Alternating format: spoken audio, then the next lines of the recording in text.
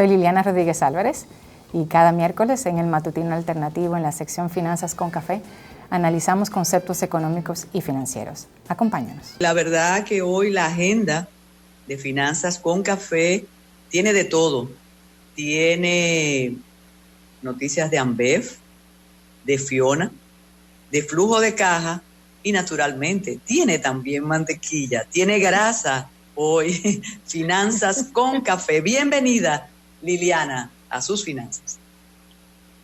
Buenos días, doña Carmen. Así es, hoy tenemos varios temas, va a estar un poco movido y comencemos con mantequilla, pues precisamente es un tema que preocupa y tiene años preocupando a las personas, sobre todo, doña Carmen, porque se descubre cuando ya comienzan con temas, con problemas de iliquidez.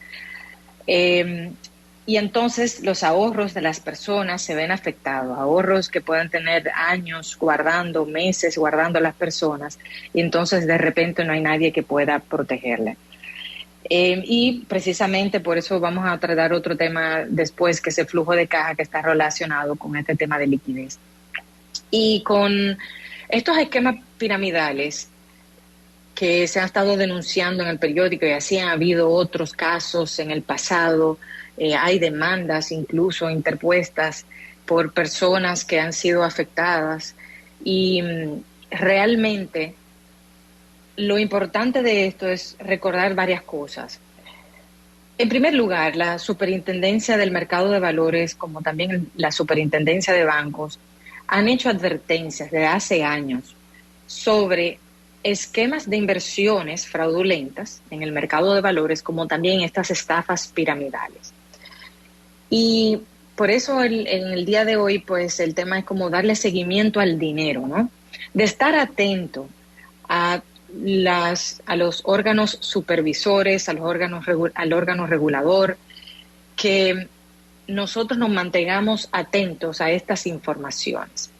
Porque lo primero que tenemos que hacer cuando vamos a entregar nuestros recursos, fruto de mucho tiempo, de trabajo, de dedicación y de esfuerzo, es verificar en manos de quién vamos a entregar esos recursos. Entonces, lo primero es verificar a la persona que está promoviendo ese producto, ver si está registrado en la Superintendencia del Mercado de Valores, o si esa entidad está autorizada por la Superintendencia de Bancos, en caso de tratarse de actividades reguladas, incluso en caso de otras entidades cooperativas, por ejemplo, de verificar si está afiliado a alguna asociación, su constitución. O sea, hay que preguntarse y cuestionarse antes de entregar su dinero, porque lo primero es pensar que esa promesa que está dando mantequilla de un 30% en 30 días, imagínense si lo comparamos con el promedio del mercado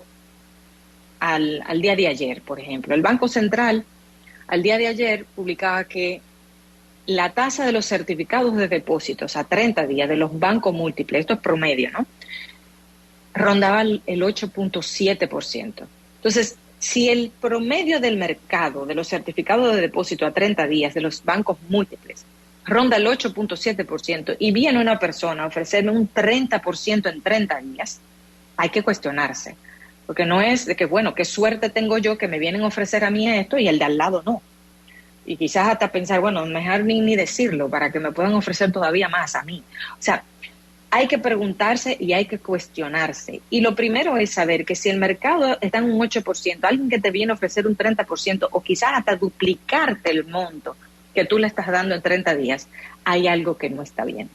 Hay algo que no está bien porque las personas y las instituciones tienen gastos y costos que cubrir de regulación, operativos, administrativos, y es difícil entender que pueda ofrecer una rentabilidad tan alta por los ahorros. Al principio puede funcionar todo muy bien, pero ya precisamente cuando hay tantos compromisos con múltiples personas, pues no es sostenible.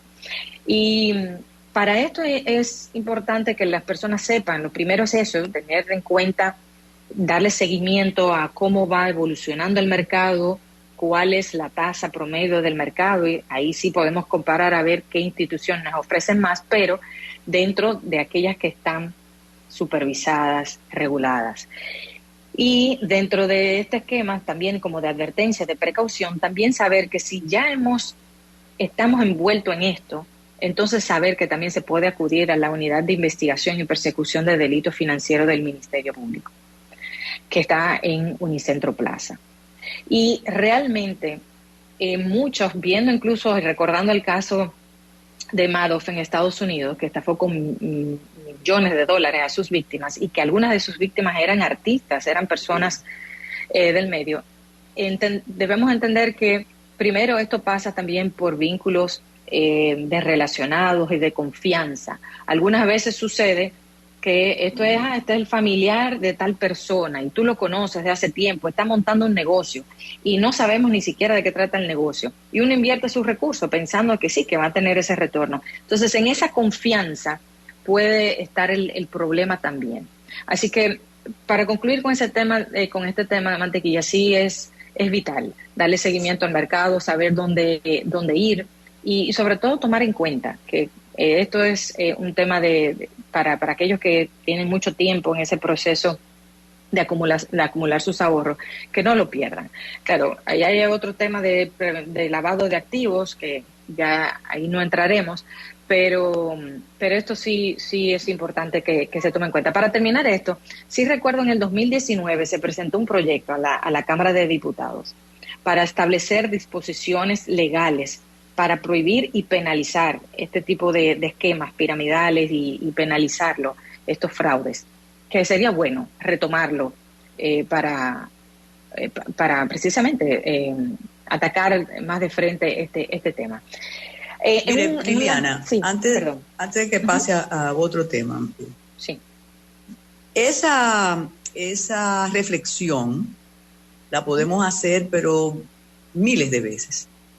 Y yo me imagino que la persona o las personas que ya tienen duplicado el dinero que invirtieron con mantequilla van a decir, no, hombre, esa gente no sabe nada, ellas creen en los bancos y en los sistemas de inversión tradicionales, pero nosotros sí sabemos, porque yo le pedí a mi hija, como dice uno ahí, $3,000 y ya yo tengo 6,000. Entonces, es tan difícil, y usted menciona cómo artistas cayeron en aquello. Posiblemente usted era muy, muy joven cuando Baninter, y yo recuerdo, imagínese usted, en aquella época había un ofrecimiento de 3 punto algo, en unos carteles en toda la 27 de febrero. Especialistas en esa materia, o abogados con mucha experiencia en el sector bancario, cuando tú le decías, mira, voy a pasar mi dinero de tal institución a esa porque me están dando tanto. Simplemente su conocimiento y su honestidad profesional te decía, no hagas eso, es que no es posible que te ofrezcan tanto. Y estamos hablando de instituciones establecidas. Entonces, sí, ¿cómo va alguien frente a la casa de mantequilla y le dice, miren, ustedes podrían ser estafados? Porque realmente es parte, a veces dicen de la ignorancia. No, yo creo que de la ambición, de la codicia natural que tenemos todos los seres humanos. Y no es difícil prever lo que podría ocurrir con estas ofertas de mantequilla. Ojalá que no, Liliana, ojalá él tenga una caja fuerte llena de dinero para compensar a sus clientes, pero también tendríamos que preguntarnos, y fíjese que usted hizo así como un paseíto leve, ¿de dónde ese señor saca todo ese dinero? Pero habrá que esperar. Sí, y es una buena puntualización, doña Carmen, el tema de que también dentro de las mismas instituciones supervisadas, hasta también nos cuestionemos. O sea, en el pasado se han visto de que, bueno, la tasa promedio ronda un 5 o 6%, y en ese momento ofrecían certificado de depósito a un 18%, que incluso entidades depositaban en esas entidades financieras también. O sea, es cuestionarse, y por eso decía de darle seguimiento al dinero. En algunas ocasiones hay personas que me dicen, no, yo no sé nada de dinero, yo no sé nada de números, yo no sé nada de dinero.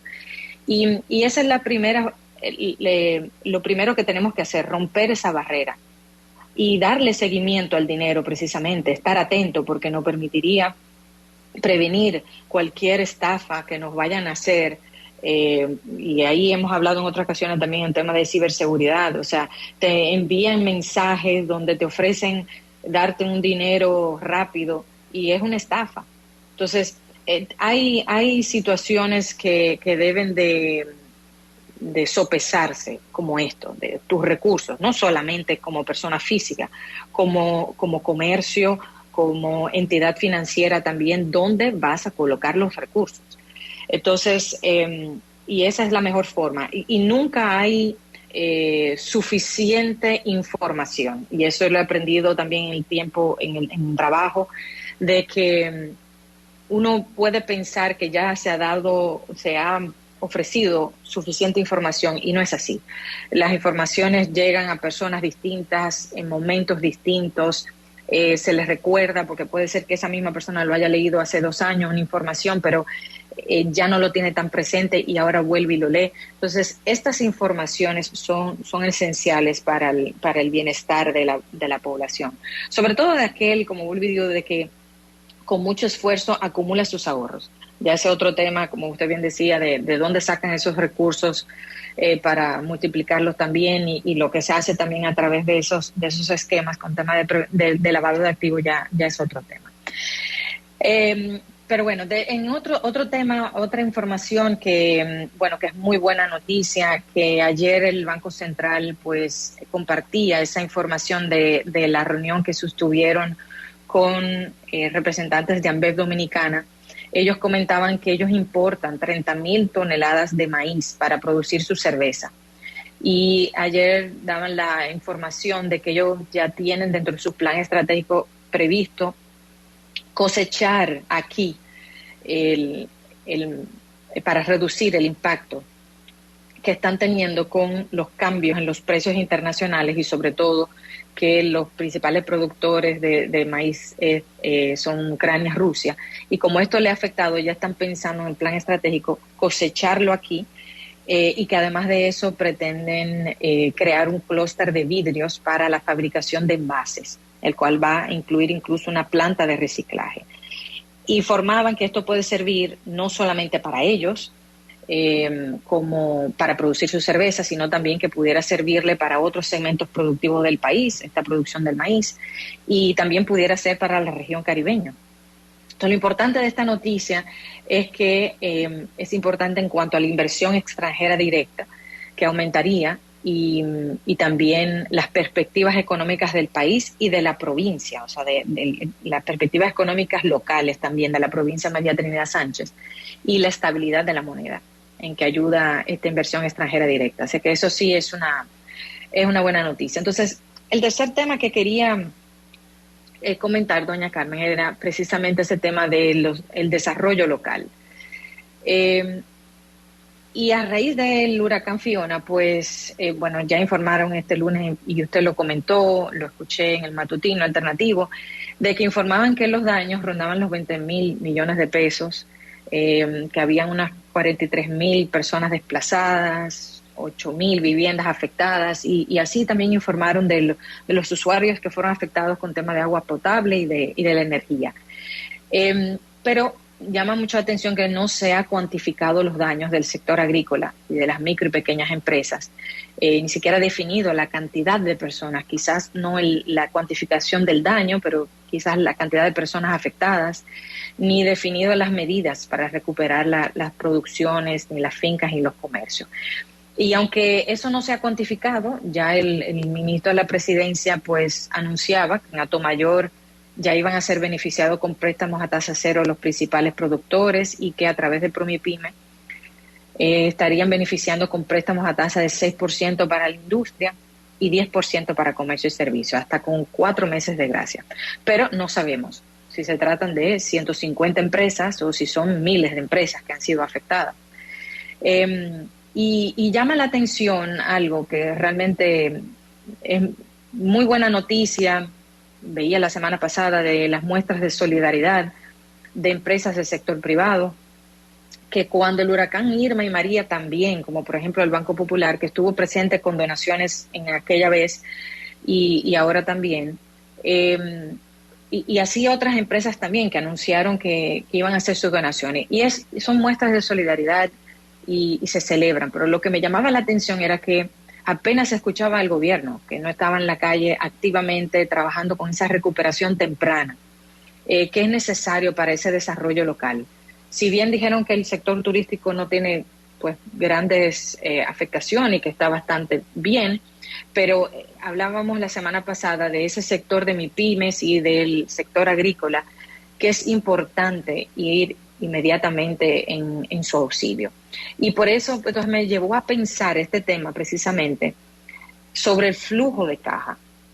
Esta herramienta que es importante en el análisis de la liquidez de cualquier empresa, pero en particular lo que quiero mencionar es esta herramienta es importante en una micro y pequeña empresa, o sea, en lo comercial, pero también puede ser muy útil en lo personal. ¿Y por qué relacionaba una cosa con la otra?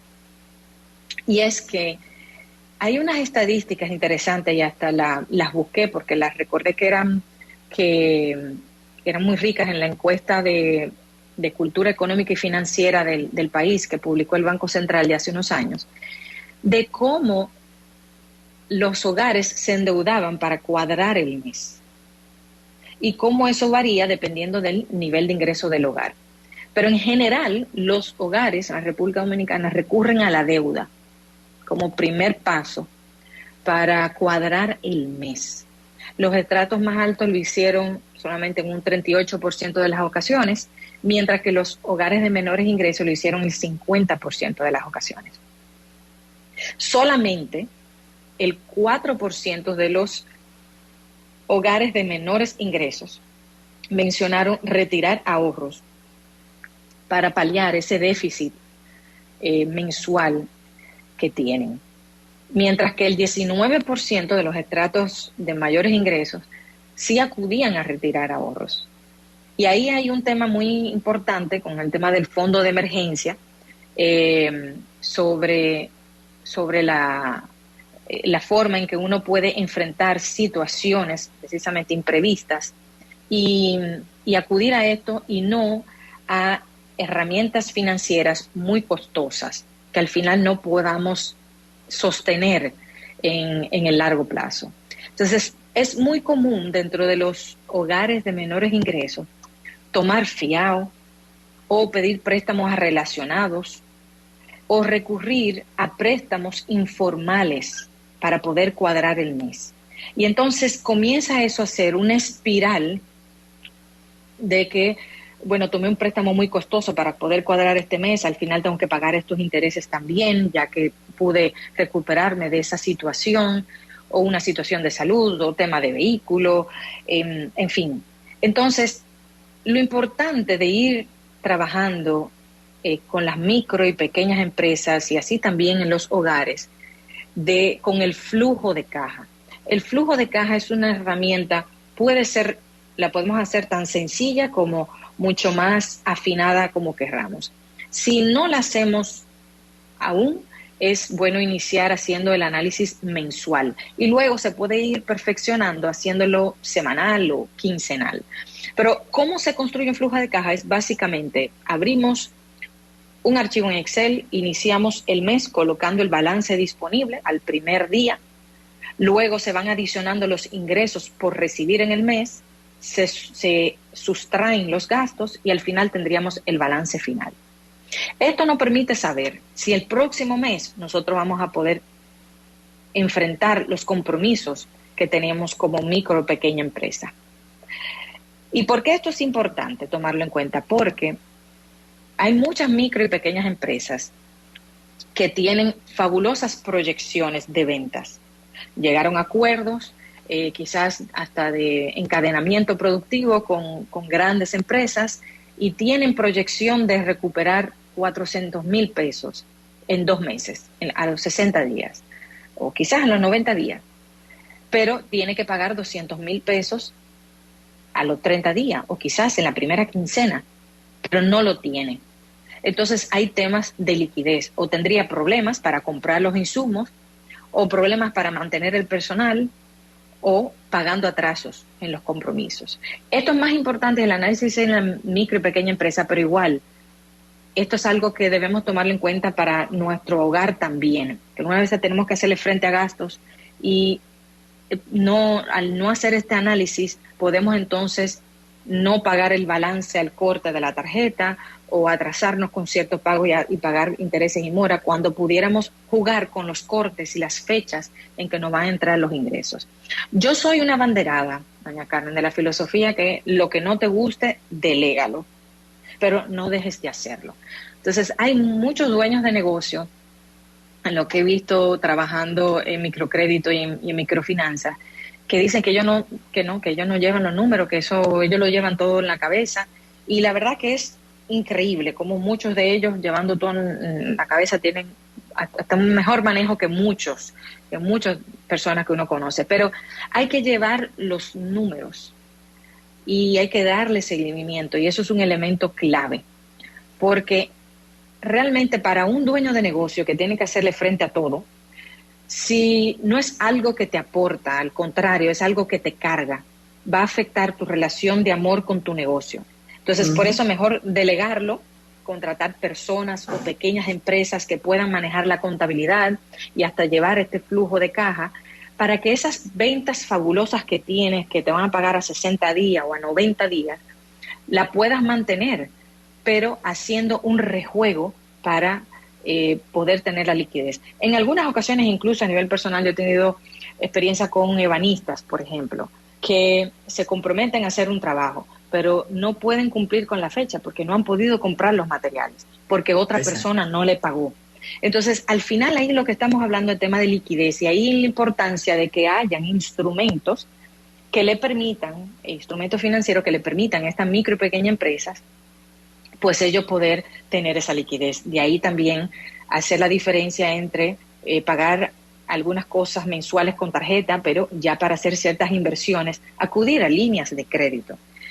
Entonces, ya por último, algunas recomendaciones, quizás 4 o 5 recomendaciones para este tema de flujo de caja, importante para hogares como MIPYMES, que los pagos importantes que tengamos lo distribuyamos en diferentes cuotas. Muchas veces, si vamos a comprar un seguro del vehículo o el seguro del negocio, entonces me dicen, págalo todo junto, que te vas a ahorrar un 5%. Sí, claro, pero eso implica que entonces en un mes voy a tener un cargo muy elevado, mientras que yo puedo pagarlo en 4 meses y no voy a tener un problema, o posiblemente no tenga un problema de liquidez por cualquier imprevisto que me surja. Entonces, distribuir los pagos pesados, ¿no? Otra cosa es negociar fechas de pago de acuerdo a las fechas de entrada de los ingresos. Hay muchas personas que tienen microempresas y entonces le cuadra el final de mes. Entonces, al final de mes es que te entren los recursos. Entonces, tiene que cuadrar que los pagos que tengas que hacer sean posterior a esto, para que no tengas que pagar intereses o mora. Lo otro es reducir los gastos mediante revisiones de planes de celular, de internet, bajar facturas de electricidad del negocio, desconectando quizás algunos aparatos electrónicos que no sean muy necesarios. Y quizás 2 últimos temas, doña Carmen, si me permite. Identificar fuentes de financiamiento más económicas que puedan reducir los gastos financieros, que por eso es importante darle seguimiento al dinero, porque pues pueden variar, que uno tenga un financiamiento con una empresa, con una institución, y después hay otra que al cabo de un tiempo pues sea menor. Y de ahí un tema que nosotros hablamos hace unas semanas de la portabilidad financiera que vendrá en unos años aquí en la República Dominicana. Y por último, entonces, aumentar ingresos consiguiendo nuevos clientes. La MIPYME es importante que diversifique su clientela. Si tiene acuerdos o negocios con grandes empresas que le mantienen cierto volumen, pero que pagan a 60 o 90 días, también es bueno tener clientes pequeños que puedan pagar a la mayor brevedad para poder tener ese rejuego de liquidez en el tiempo. Gracias por escucharnos. No dejes de suscribirte al canal de YouTube y seguirnos en nuestras redes sociales.